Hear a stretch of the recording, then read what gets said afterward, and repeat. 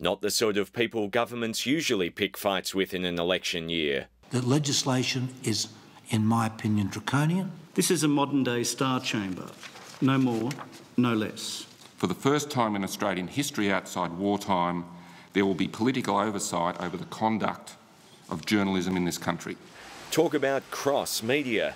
The princes of print labelled the bills dangerous and superfluous. I struggle to understand what is driving the government's desire other than one to corral and gag the media. I find it absolutely breathtaking to be lectured by the Murdoch press about the privacy laws. I didn't come here to have a chemically difficult discussion. I came here to assist the committee to actually look at the legislation.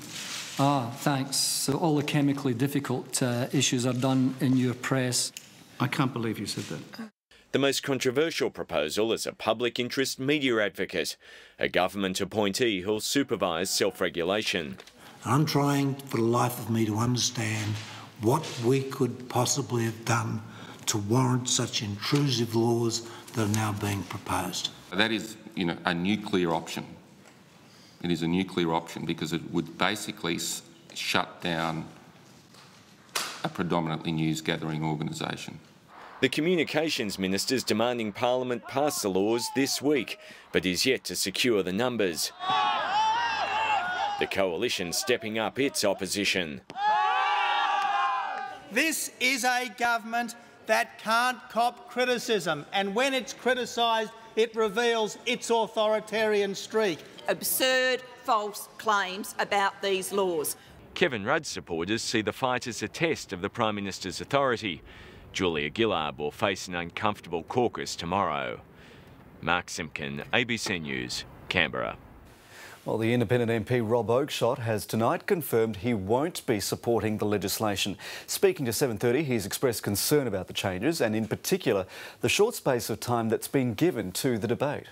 We can all get caught up in shaping laws around the tactical battles of the moment, whether they're tactical battles of broadcasters or they're tactical battles of government versus newspapers or internals of a party or an election.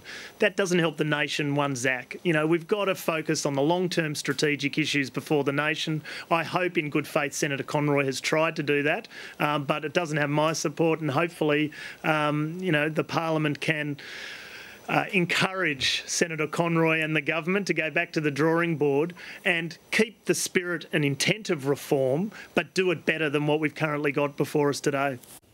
Well, most media companies have spoken as one against the regulation of their industry, but another bill could give major television networks the chance to take control of regional stations. And separate hearings on that have exposed fierce differences between media rivals. Political correspondent Greg Jennett has more.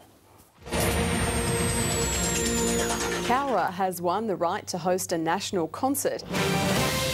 Media power plays start here. His wife jumped from their moving car. Regional television's been beyond the ownership grasp of the big three commercial networks, but perhaps not for very much longer. It's just about impossible to argue a halfway sensible case for this nonsensical regulation. Primetime football live on Win. For just over 20 years, a law has stopped anyone of 7, 9 or 10 reaching more than 3/4 of the population. The Nine network wants to sweep up Southern Cross, but first it has to convince Parliament to scrap the so-called 75% reach rule. The pitch starts with local news. The news brings you the platform to launch your primetime schedule to make money. I can tell you now. But in this debate, it's every media company for itself. That would mean the end of regional television, to be perfectly honest. Overnight, within a week or two, a short period of time, you're going to see a concentration